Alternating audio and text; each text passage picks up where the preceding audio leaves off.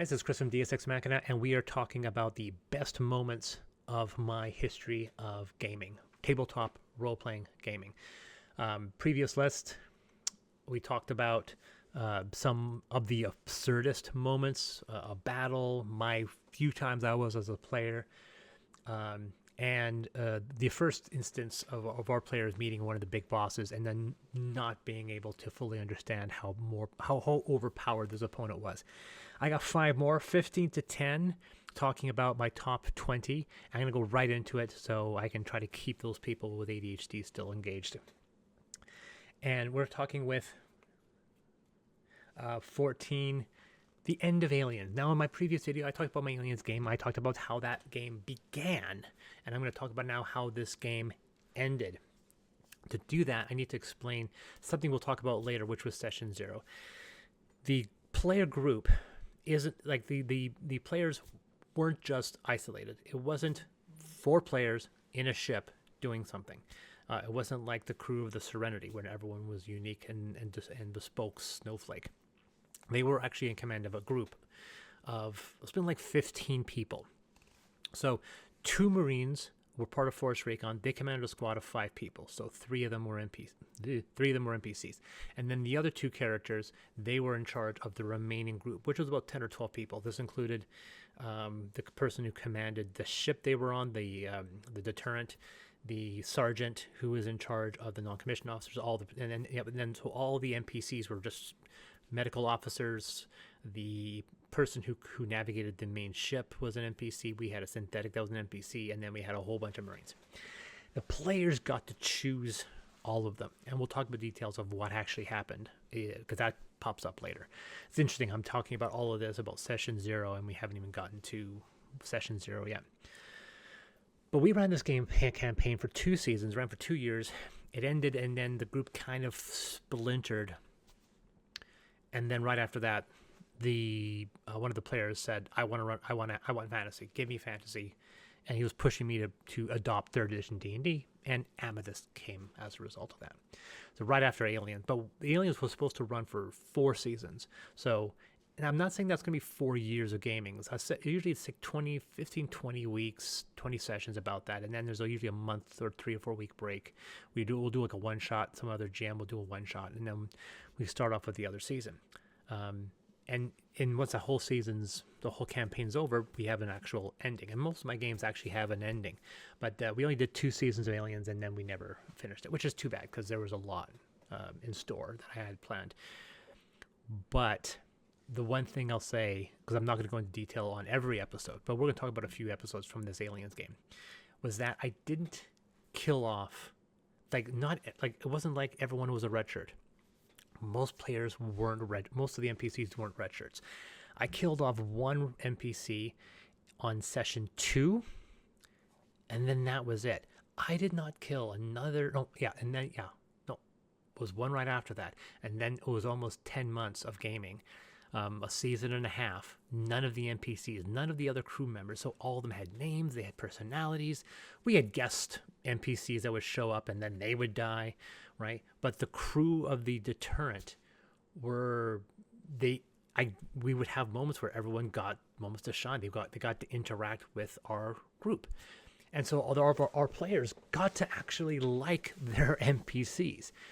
And part of that was because of Session 0, which we'll get into. But as we get into the end, everything kind of goes to crap. They get a full-on alien infestation aboard the deterrent. The deterrent was heading towards this one planet. They end up crashing on this planet. It's partially sinking. It's like the worst-case scenario. And that's the point where I decided I started killing off NPCs. I killed about 4 of them off. And it started to really hit the players. One player told me later he actually started to cry because I killed off a couple of because they were his NPCs. And I was suddenly knocking them off because suddenly the stakes were raised. It kind of reminds me of the Tour of Duty, that TV show from on CBS back from the late 80s. It was about the Vietnam War, but they rarely killed any characters off, here and there once in a while, but very few. And then the last episode, I think of the first or second season, they knocked off like a quarter of the cast. I'm probably misremembering, but there was one famous season finale where a good number of the characters got taken out. So that was kind of my goal. And so it was surprising seeing them. They didn't go, whatever, we lost this guy. It was like a moment of a pause where I was like, where players were like, oh my God, like we're losing people. And it was a very impressive thing. They killed the queen. That was, I think they defeated the infestation. By this point, they've crashed. Now they're heading this way specifically because they have coordinates that they have. I can't even remember where they gleaned these coordinates from, but it was something relating to the engineering race. Now back in this time period, this is early 2000s, the engineers wasn't a race. It was called the jockeys, or the jockey race. If you ever see my Alien Fusion game, it refers to the jockeys, because that's who they were. And they weren't humanoid, they were very alien, although they did use that biomechanical technology. And the players are basically pursuing information and trying to see, and they have determined the Juggernaut vessel that was crashed on Akron, LV-426, its point of origin was this planet. And it was a water planet with a couple islands, very few islands, but they were like pyramids sticking out of the water. So realizing their ship is marooned on this shelf that's just above the water, but it's not stable. A bunch of the crew members get on board and they go to this nearby island.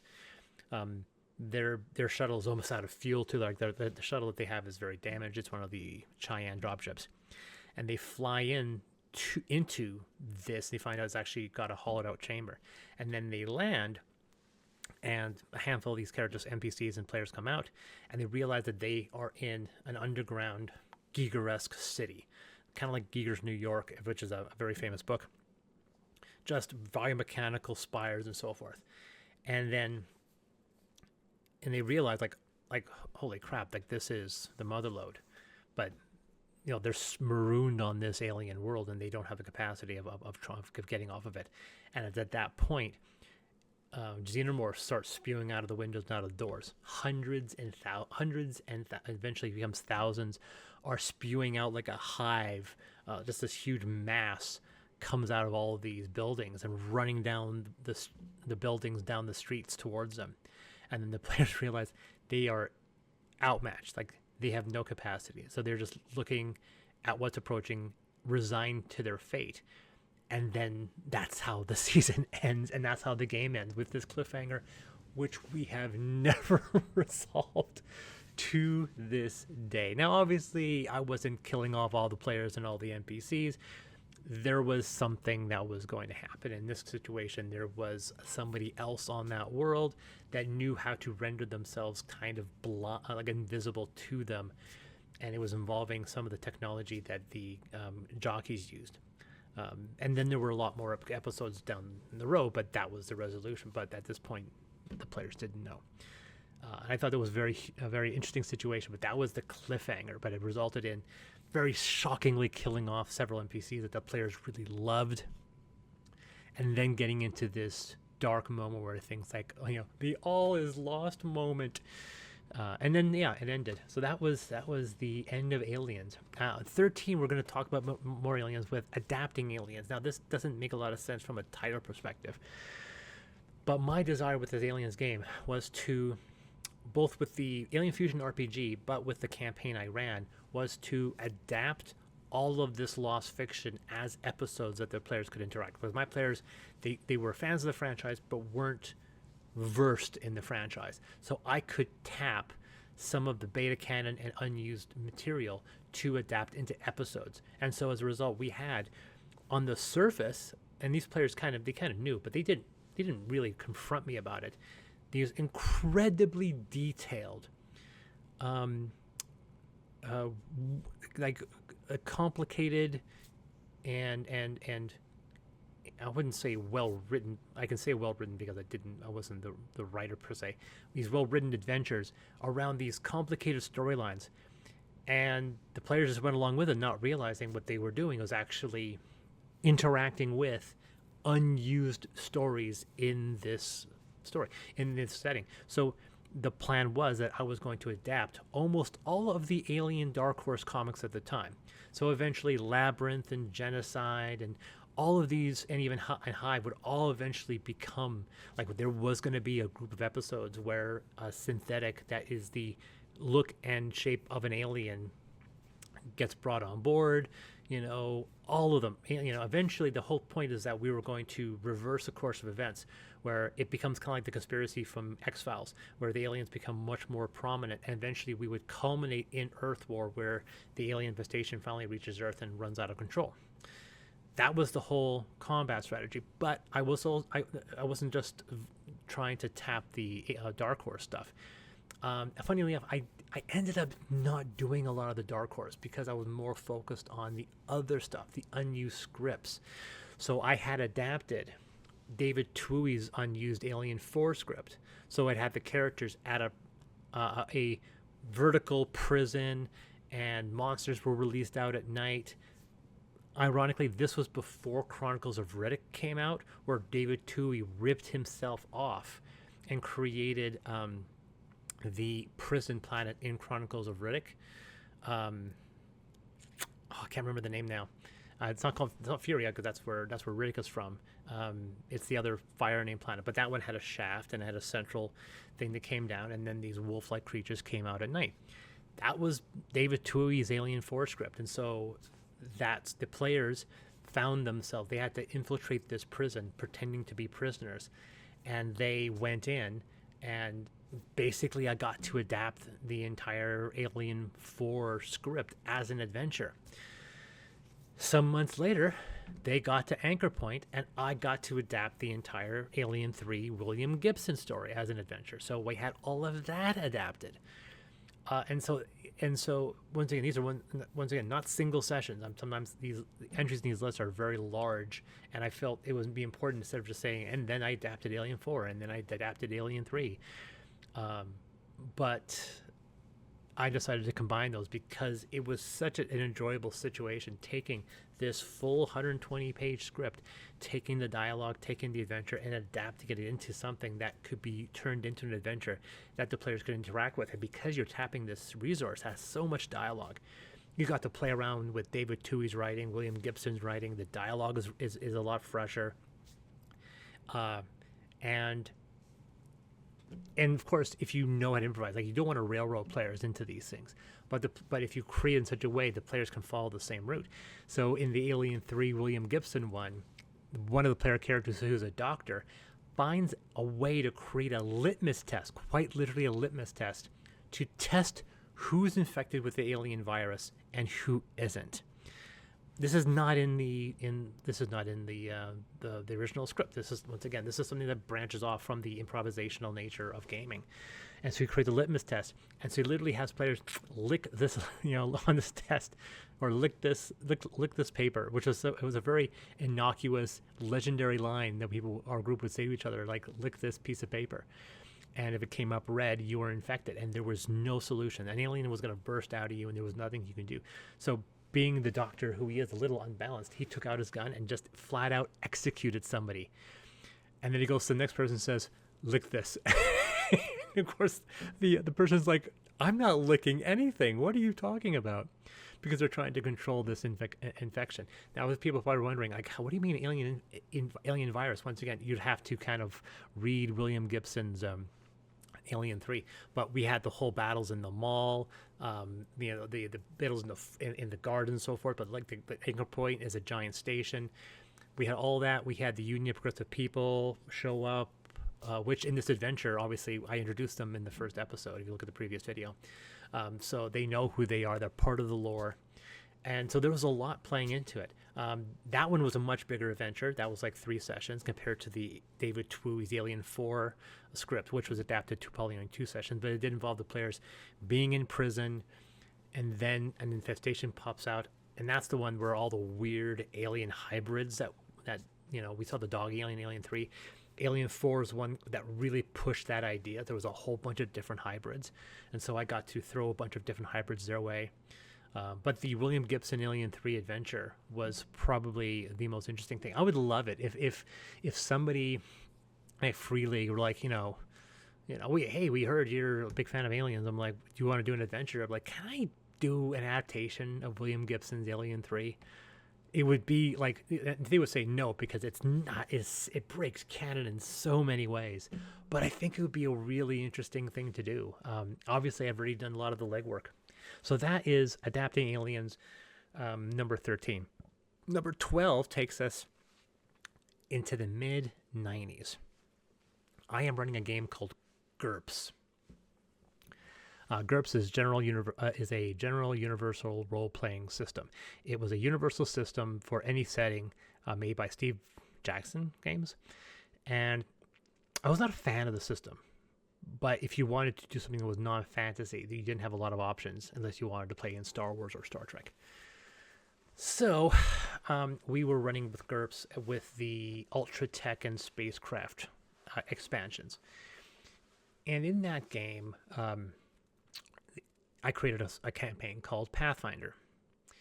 Obviously, people go, oh, Pathfinder. Yeah, once again, this Pathfinder was created in the mid-90s. And I don't want to go too much into detail about the setting because I don't want to waste time. I want to talk about the specific incident and not the setting. But I know people who have read Pathfinder after the fact, before the site went down quite a few years ago. And they looked at it and said, is this Serenity or is this Firefly? And I said, yes, it is exactly like Firefly, except mine was written 5 years before. So that's basically the Serenity Firefly setting, or Firefly, I think Firefly is what they use. And my Pathfinder game work very close to each other. They both involve an independent group of merchants and smugglers that are working below the radar of the government and corporate overlords in a distant future where there is radically different levels of technology. There's super high tech on the main worlds and corporations, and then virtually it's like 18th, 19th, 20th century of colonies that are just kind of living day by day. We ran this game for about 3 years. And the players were given missions from this person named Face. He was kind of like Deep Throat from X-Files. He would tell them how to do things. He would send them on missions. He was kind of the dungeon master, except the fact that he started to send them on missions that felt like they were being put at undue risk and was against their best interest. And then eventually they were sent on a mission which they were kind of forced to do things that were very much against their ethics and morality. They felt betrayed by Face. And my friend Chris, who played a character named Riordan McKinnon, who was a kind of a gun nut. He was a character who was a little unstable. He was a shoot first, ask questions later. He was also the pilot. And he was ready when they were going to confront Face. They were going to kill him. Riordan was committed, like he said, I'm going to kill him. I was fully prepared for this. And players are definitely people that don't like to be messed with, and they can be very bloodthirsty, let's be honest. So they go in to confront him and try to get the truth, and to see about dealing with some revenge. And I had a speech prepared where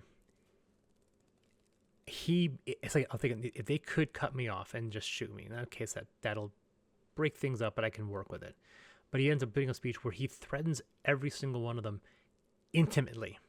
Like, he doesn't say, oh, we'll just shoot you. Like, he goes into details of, he tells them about their family, their loved ones, all the where they are, where they live, what his organization can do to them.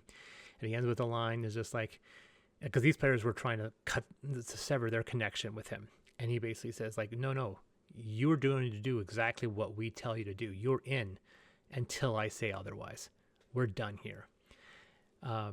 And I wasn't expecting that. A lot of players, especially a lot of players I played with later, the idea of getting put in their place, like threatened in this way, it's something like a lot of players don't respond very well to, like to a point where some of them may just as a reflex action go, no, I have to be able to fight my way through. And in this situation, I threw out that speech. I threatened their loved ones, which were just NPCs. Like some, what do these characters care? But I turned around and he started leaving. I gave them the opportunity to enact that revenge, but they all just stopped and were silent. And I said, okay, he leaves, he exits through the door, he closes, and he's gone. And the players are just standing there. And then one player, Riordan, goes to the group and says, like, we just got the shaft. And that was his way of saying, like, we're screwed. And I was so impressed that they responded in that way. They responded in a very human way. Like, they were unnerved by by how that conversation was going to play out. It didn't end up the way they wanted. They didn't, and of course, this is, I'm not going to go into too much detail, but, and the funny thing is, they didn't even get their revenge. He gets killed. Face gets killed later when he ends up kind of turning around and trying to help them. And when after he helps them and does something that his overlords don't want to do, they take him out, showing you how vicious that group is. But that group, our players, end up finding a way to cut their ties from that organization, and they link up with another organization that tries to help them. But it was interesting that at the end, they ended up respecting Face because he ends up trying to help the players. But at that point in time, that didn't happen. Instead, we have this moment where the players could have, just as a reflex action as players, taken out their gun and dealt with the situation violently, which is very common. And they didn't. They responded, as I felt, as human characters, as people naturally might be in that situation, where they realize they can't do what they want to do. They want to kill him, but they can't, and they let him go. And they realize their ramifications. And that session ended at that point. And I was really impressed with how they reacted to that situation. So that is, Face puts them in their place. And the last one for this entry is Iron Helix. Now, this doesn't make a lot of sense unless you've played the game, or if you're as old as I am. Spectrum Holobyte, I think that's the name, created a game called Iron Helix. It is one of those CD-ROM games which has, like, this is once again, 3D from Doom and Quake was in its infancy. CD was out, but 3D graphics weren't really there yet. And so there's this CD-ROM game. It has what amounts to 5 minutes of really poor full. I want to say full motion video. They were this big on your screen, and it's a small screen, and it is a only games in the 90s would do this. There is a war between humans and aliens, and then these 3 battleships are about to do a test run on this one planet, where suddenly one of the 3 ships goes off on its own.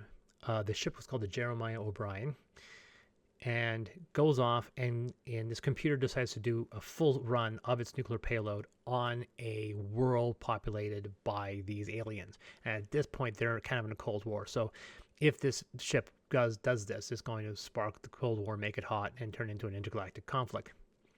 The crew have all been killed. We don't know why. And this AI on the ship is going to do a missile run on this planet.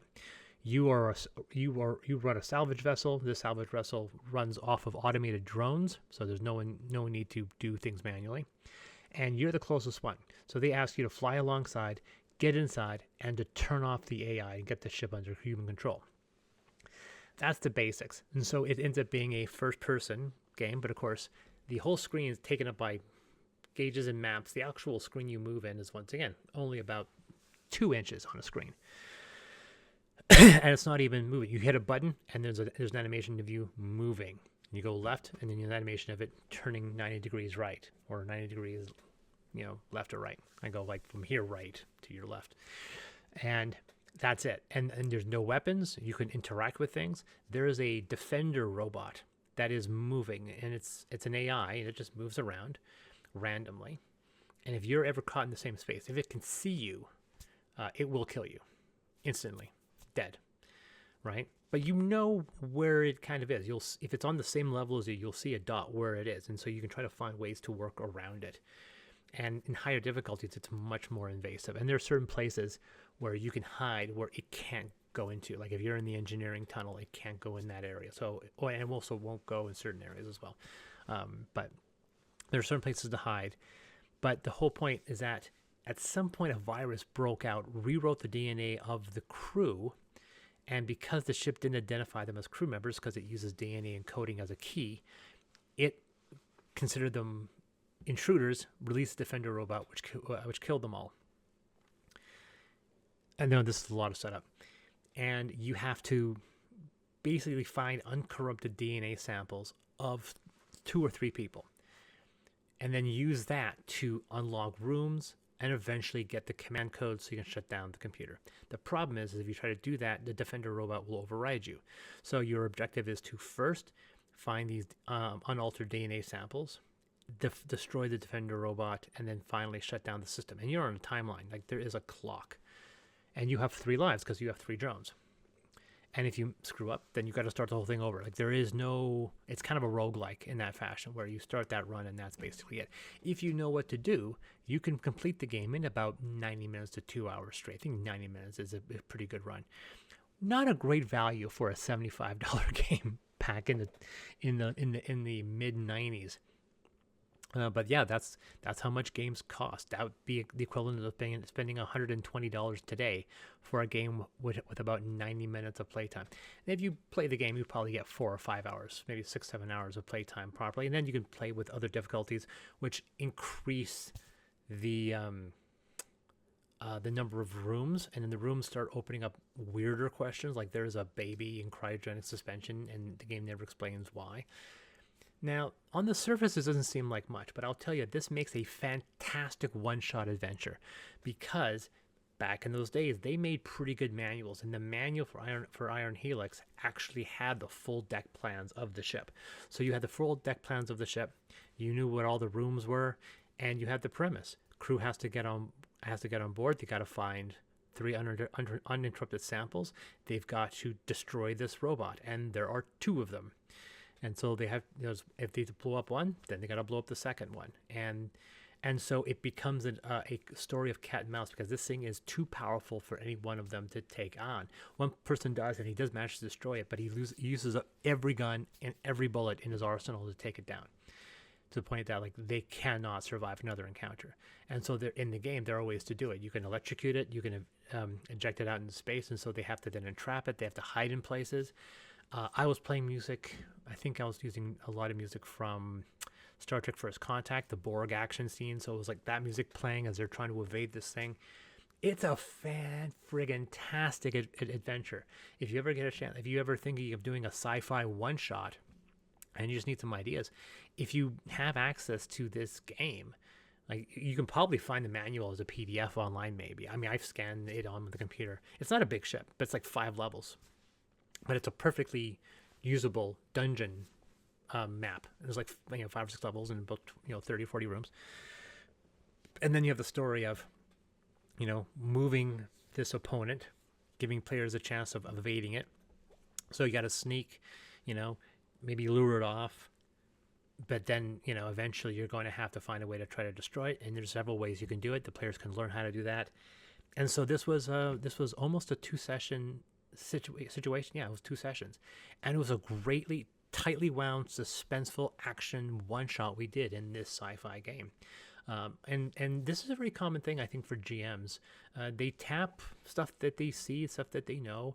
It's easy now. There's stuff everywhere. Back in the 90s, the chances on your players seeing it are low, but your amount of tappable resources was also low. And so no one would think of adapting this 1995, maybe 1994 CD-ROM adventure game called Iron Helix.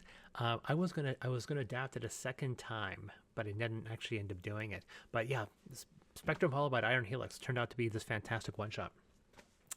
Anyway, that's it for this list. This was 15 to 11, and the next one's going to be starting from 10 to 5.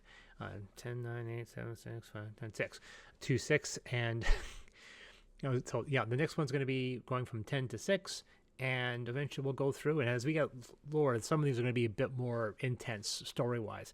But thank you guys. Once again, please tell me in the comments of your favorite moments in your gaming life as a GM or as a player. Once again, don't make it about good dice rolling. Really have some fun with the storyline. Let's share some of these. I can't wait to read them. Anyway, this has been Chris from Deus Ex Machina.